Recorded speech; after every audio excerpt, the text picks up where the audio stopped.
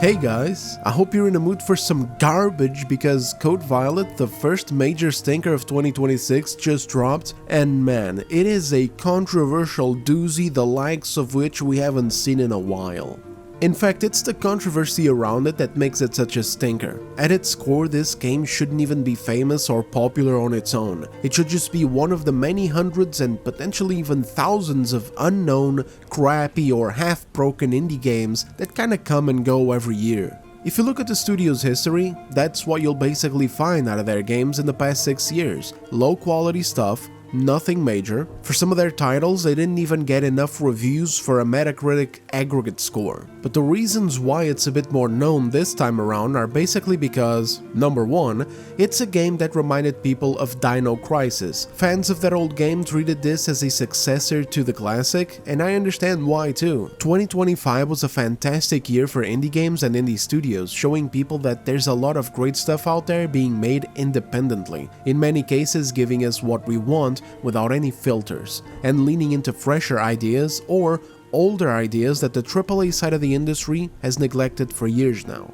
Code Violet, though, does something else. It tells a cautionary story that not everything is roses and rainbows in the indie space. Sometimes it's terrible games from assholes who will then copyright strike your channel for making a video on it. Hence why this video here is going to feature zero footage from this game. Instead, I'll be packing it with footage from great games that I recommend you guys buy or check out instead. That's right, asshole. You can't claim the video if I don't use footage from your shitty game now, can you? Hey! Guess what I got in this bag?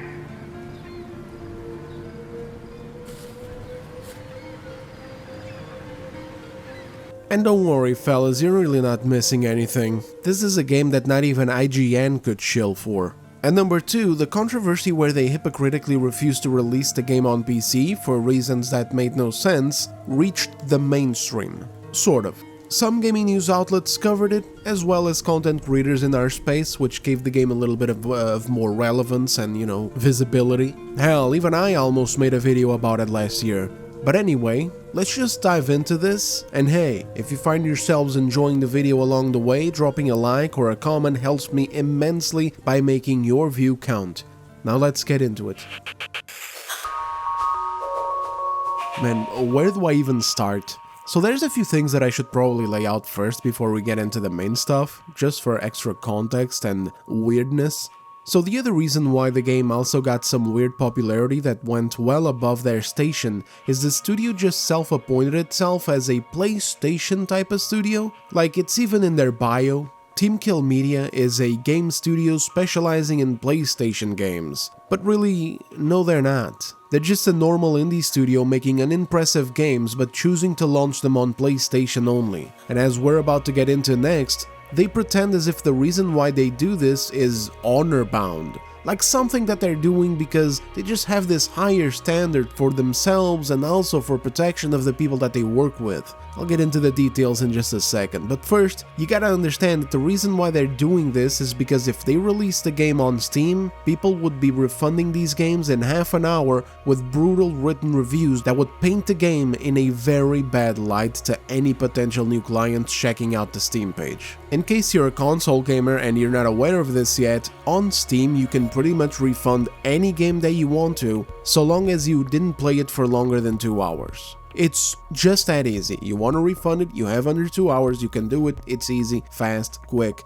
done. Now of course for some games 2 hours is not enough to be able to tell if the game is good or not, but it's definitely enough to be able to tell when a game is broken or janky as fuck. However, the refund process on PlayStation is much harder and annoying, and there are no written reviews, only a broken 5-star scoring system that nobody pays attention to. They only have one game on Steam, and the score is at mixed, and the other ones look like a goddamn disgrace on Metacritic's user scores.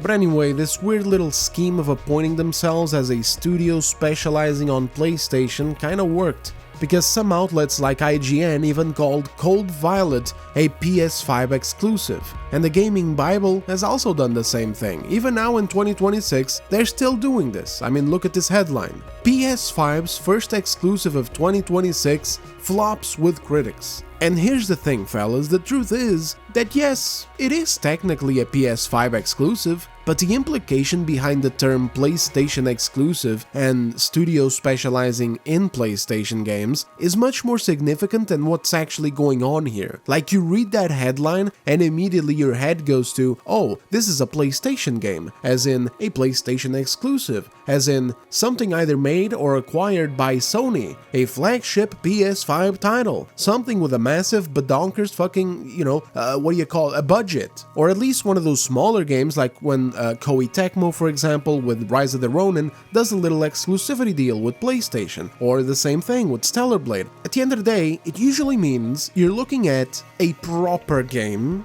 but really this is just some random shit that these guys refuse to release anywhere else. There's no exclusivity deals here. It's kinda reminiscent of Life of Black Tiger. I don't know if you guys remember that pile of shit. It was technically a PlayStation 4 exclusive, but not really. So now that we got that out of the way, let's get into the meat of the matter. As I said, last year I was supposed to have made a video on the situation on this game. I even have this old screenshot as proof. As you can see, it says 6 hours ago on the post with the article. But, then I guess it just passed me by and I made videos on other stuff. Where's the white people? Now where's them white people over here on this Assassin's Creed Oregano? Y'all building them pyramids without a pickup truck? Mistake. Should've put in some white people over here with some pickup trucks. They'd get those goddamn pyramids built in no time. This was the core of the controversy though. The studio came out saying that the game was going to be releasing on PC, but instead of doing it in a normal way where, I don't know, you kinda just indicate a preference or something, or you just lie. Like, frankly, they already did lie. The reason they gave was bullshit after all, we all know that now. So why not lie a different way that doesn't make you sound like a, pretentious little asshole? Because this is pure retardium, I'll read it out for you guys. For those asking us about a PC version of Code Violet, the reason we are not bringing it to PC is we do not want anyone modding vulgar versions of the main character as well as other characters in the game. Do you perform the natural obligations? I'm not sexually active right now. I've chosen not to engage. Doesn't that make you gay? We hold our voice actresses and actors with high regard, as well as our artistic vision for the game and story, and reject any form of destroying that with sexual mods. Making a joke out of our art and possibly tarnishing the reputation of our voice actresses and actors is not worth the extra money that we can make. And bam, this was the moment that the hype around their game became tainted along with the studio. Cause it just comes across as a batch of virtue signalistic nonsense. What about their other games? They have other games that they haven't released on PC, and there is no such thing as some character that they don't want vulgar mods of. It's just that nobody asked because nobody cared. The studio was unknown, basically. Initially, I even gave them the benefit of the doubt because I thought, oh, they must be using full performance capture for the actress, and so the voice actress must not want her face and her body attached to nude models out there. Like, this wouldn't even be a new thing. We had that happen years ago already with Beyond Two Souls. It's the first time that I can kind of think back to this happening, where back then, the actress, Ellen Page, who has since transitioned, got into a bit of hot water with Sony because of a nude 3D model of the character popping up online. Also, in a bit of a more comical example, there was an interview with Idris Elba for Cyberpunk 2077's Phantom Liberty DLC, and in the middle of it, they asked how he felt about sexual mods with his character model. His reaction was pretty priceless because it was like he wasn't expecting that to even be a thing that even exists. Meanwhile, Keanu Reeves is sitting next to him and he's just like, based. So anyway, I can kind of understand that some actors just aren't up for that. They don't want to do that kind of thing, they don't want to have that kind of content of them out there online. And at this point, there's two approaches. You gotta understand as a studio that once the game belongs to the customer, it's theirs to do whatever they want with it. And if you're not cool with that, then you either find another actor who doesn't mind it, or you have the character model not look like the actor. That's really it. Making the game a PS5 exclusive doesn't even stop it. It sure as hell didn't stop the problem for Beyond Two Souls, even though that case was kind of even more controversial because it didn't even require modding. The developers just had a nude model of the character in the game files already. Which is funny because there's some really weird stories about the Quantic Dream Studio from back then, and but hey, that's a whole other video. The point is, if modders really want to, they can still extract the character model and do whatever they want with it. And so can Rule 34 artists. Like, who are we kidding here? This was a ridiculous premise since the start. And also, there's no full capture here at all. The actress doesn't look like the character at all, she's just a voice actress. The look of the character it's not even scanned, it's one of those fucking characters that are modeled by people. The actress wouldn't have her body out there being gooned to with nude mods, nor her face on exaggerated body mods. It was so insanely annoying to me, the tone that they had on that post of theirs, like this air of superiority, this air of like looking down on PC players as if the entire platform is a sewage, when most players don't even play with mods to begin with, they just want to play some good games, which in the end means that they ended up losing nothing. But oh fellas, the story goes on to get so much worse. So, they go on the internet, they make up this whole song and dance about how they don't want anyone gooning to the character and making mods because of the actress. Oh goodness, oh gracious, the poor actress, we hold her up to such esteem, and oh, the theme of the game, we don't want to be corrupting the original creative vision with that kind of content, oh ho ho. But the game itself is packed with outfits and camera angles that already sexualize the main character. Again, I'm not giving these clowns any excuse to take my video down, so I'm not gonna put in any footage of it here, but basically think of low-budget Stellar Blade. Stylistically, I mean. Not at all in regards to fidelity or even design, and not even anywhere close when it comes to gameplay. Eve looks beautiful and was actually scanned, and the game was actually competent. What I mean is that Code Violet features the same type of revealing outfits, and the character already has big breasts and a big ass. And they stick the camera angles in places that are meant to expose that, like it's not even a question. This was not a concern of theirs at all, and this just goes to be more evidence of that excuse being a lie from the developers. So these guys sexualize the hell out of their character anyway, they give her big breasts and two ass cheeks that look like they were downloaded off of a modding website. Damn, boy! They add jiggle physics to her, and on top of that, they throw in provocative outfits after that whole Mexican telenovela about principles and protection of their actors. Man, frankly, these people are a goddamn joke, but that wasn't even everything. Just now, a month ago in December, they were doing the whole pre-launch hype thing, you know, they're revealing the additions of the game, you know, all that lovely stuff, and lo and behold, they put out bikini and lingerie outfits as deluxe edition bonuses. So in other words, the game can't be released on PC because we don't want any vulgar mods, but hey, we'll be happy to let you have vulgar outfits if you pay us for them. At this point, all the goodwill is lost, people start calling them out on their hypocrisy, and the response from the developers was to start blocking critics for exposing their bullshit. The only thing exclusive about this game isn't that it comes out on PS5, it's the gooning. The gooning is exclusive to the developers only. If you pay for the outfits, goon away, otherwise, no mods. You want a cow outfit? I'll put in the cow outfit. You don't put in the cow outfit, I put in the cow outfit, okay? And you pay for it. Fast forward 1 month, the embargo for the reviews gets lifted about 2 or 3 days before launch. Everyone is surprised to see even the legacy media give this game terrible scores with harsh criticism, and I'm not gonna lie, I was a bit sus at first because it wouldn't be the first time, nor will it ever be the last, that we see reviews from IGN that are insanely out of touch. But in this case, they were dead on. The game releases and the thing is just a mess. Everything is janky as shit, the game is short as hell, the enemy AI is terrible, like, it's just the type of game you expect to see on Steam for like $10. That's it. And a lot of reviews going, game kinda bad, but has some potential. Hope they fix it and improve for the next one. Like, you know what I mean?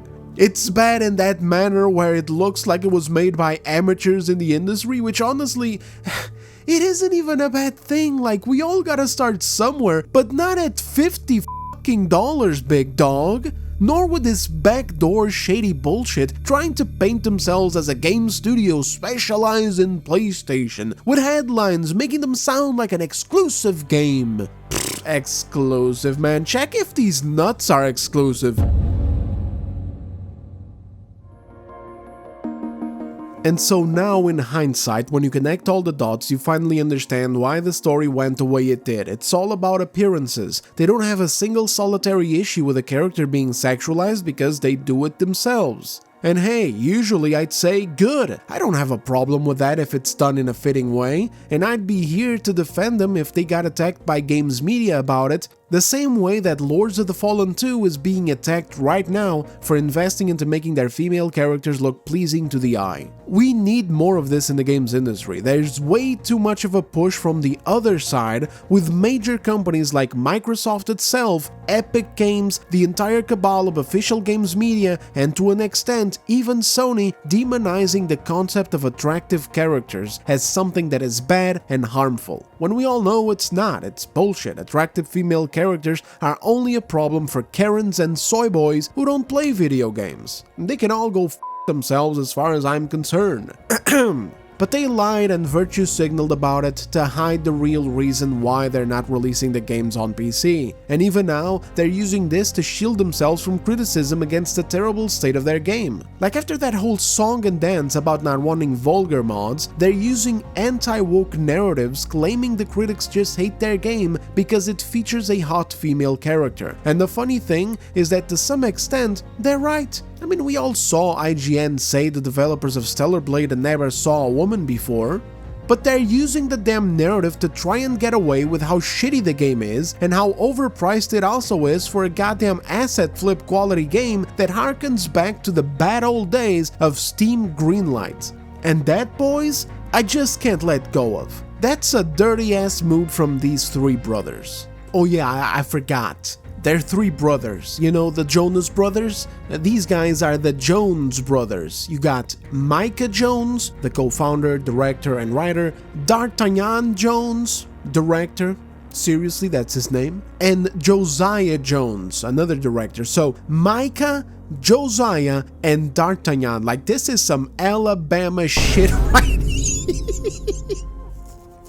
Like, this is some Far Cry 5 shit over here, man, okay? We got the villains of the Far Cry 5 video game making video games. I think we can all see that the real reason why comes down to how rough Steam can be when games are this bad. Like, you can't just get away with releasing an asset flip for $50 over there. You'll get your ass flattened by the community. On PlayStation, this can kinda go by unnoticed and you don't have to worry about those pesky refunds. Plus, you can have dumbass gaming outlets calling you a PS5 exclusive as if it was the new God of War or some shit. Anyway, so in response, Team Kill Media has just pretty much been pretending like none of this happened, while at the same time crashing out. Which, like, I mean, if you block everyone who is talking smack about your game, I guess all you have on your timeline is positive vibes from random people who... I mean, what do I even say here, fellas? Look, you got Spooky Pixel here writing a whole glaze post. Huge congrats to Team Kill Media for an outstanding game. This is the first dinosaur horror game I've ever played and it didn't disappoint. I really hope you can ignore the web of hate and know that the true fans deeply appreciate all the hard work you've put into this. 5 out of 5. Like, holy shit, man, a max score, dude. Who is Spooky Pixel, you might ask? Well, I have no goddamn idea. The account looks real enough, but, you know, they got a YouTube and everything with 900 videos and 200 subscribers. Peak game curation right here. Then you also got the actress here, you know, she's playing the game too, and I'm sure she loves it, of course. And she found a goose and took a screenshot and posted it, and the studio's like, ha, you found it, like, what the fuck is this? I don't want to be rude. I genuinely, I don't want to be rude. Why would I want to be rude? I'm just a peaceful boy. I'm an honest man. Bullshit. But what the fuck? Look at how shitty this looks. Oh, you found an Easter egg over there. We have so many of these. Oh my god. Anyway, let me move on here. Then you got this dude here, Sakard Dane, I don't know how to spell that, I'm sorry, saying, addicted in the best way, thanks for your hard work, fire emoji. And checking this account out, we got literally nothing. Dude has 2 posts, that comment and then a repost of the launch trailer. Bio says, gamer, horror fan, hip-hop head, regular guy. I'm sure you are, my brother. I'm sure you are. You guys don't understand this level of fandom. Like, this guy is such a fan of this game that he just created a Twitter account specifically to retweet their trailer and then post a little comment talking about how the game is just... I'm getting indigestion just from talking about this shit, guys. Anyway, let's see what else we got here. Oh, here we go. I just finished the game and got platinum and am enjoying the game. I was hard from beginning. Hey, yo, what the fuck? But I give chance. The game I was fun, Team Kill Media.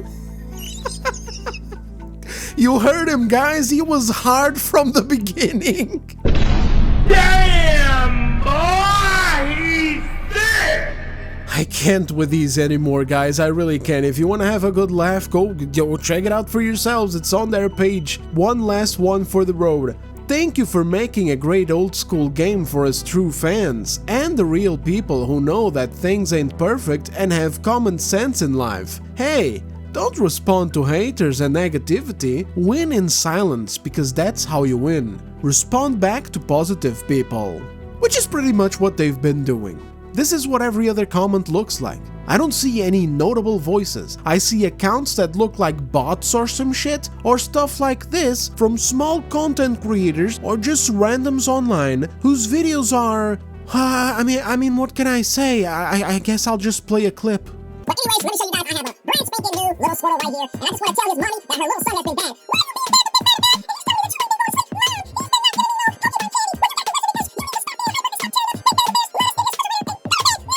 But yeah, so I got this little tiny bitty shelf, and I have to figure out where to put it at, because like I said, it has 2 hooks at the bottom. I'm gonna show you guys, and it has the PlayStation, buttons on the controller, which has got the square, the X, the O, and the play. You know what I'm saying? Because PlayStation is what? The best place to play, and Xbox is the wackest place to play. Ain't that right? We're all like that.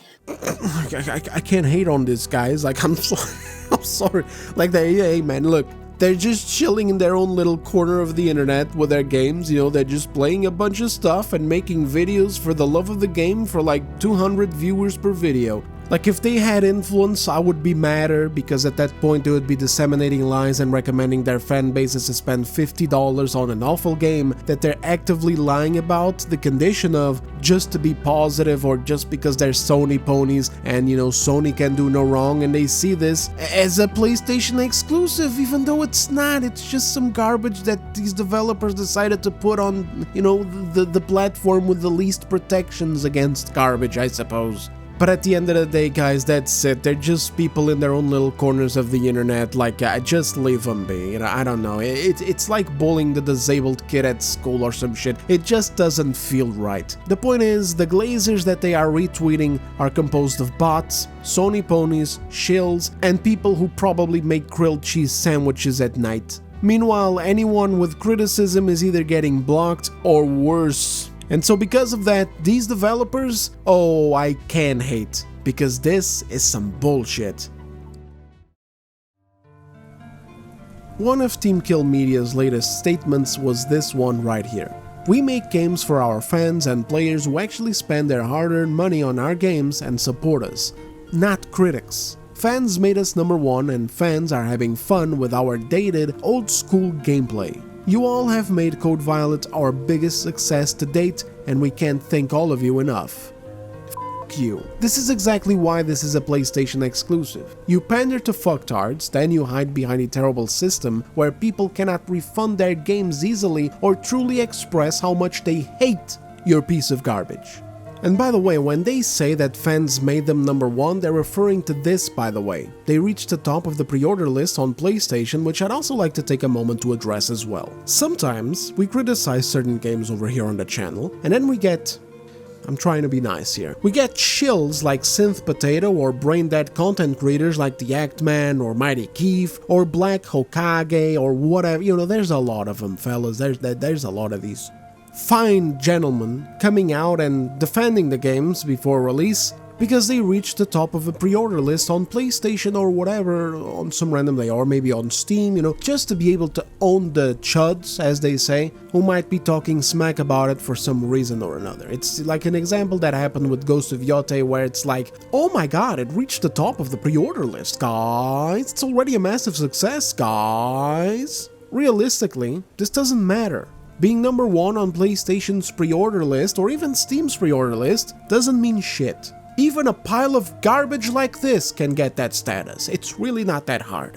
All it takes is selling more pre-orders on any given day than the other games. That's really not that day. You can have a day where you can do that. But anyway, let's keep going. So that's what they mean when they say that their fans made them #1 and their fans are happy, which is also delusional because half of the reviews that they have on PlayStation are 1 star, the lowest that you can rate it. And pretty much the only form of protest you can have against really terrible games on PlayStation. But worse than that, we got these developers out here pretending as if a buggy, janky, undercooked ass game is actually done as intended and is just old school gameplay. Anyone who complains gets blocked and is added to the imaginary hater list who shouldn't be listened to. And that's if you get lucky. You might also get struck on YouTube like Atreus. But instead they just resort to straight up blocking. All they did was make me lose interest and faith in this studio completely. The state of their game and the attitude with which they have responded to complaints, even from gamers who gave them those $50, is straight up unacceptable. You either like the game, which is the objective thing to do, or you're just an irrelevant hater who isn't a true fan of old school gameplay.